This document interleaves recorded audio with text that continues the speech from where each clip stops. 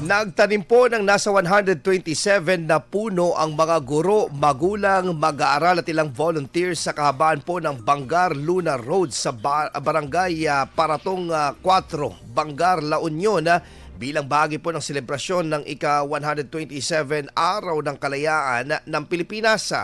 Isinabay po ang tree planting activity sa makasaysayang okasyon ito upang ipakita ang pakikiisa sa pangangalaga ng kalikasan at bilang pag-alala sa sakripisyo ng mga bayaning Pilipino na nagbuwis ng buhay para sa kasarinlan ng bansa.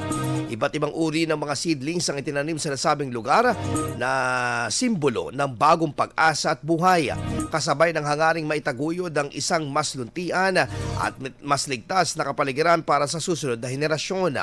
Ayon sa mga lumahok, hangad nilang mapanatili at mapangalagaan ng mga kabataan sa hinaharap ang mga itinanim na puno bilang patunay ng pagmamahal na hindi lamang sa kalikasan kundi rin pati sa bayan.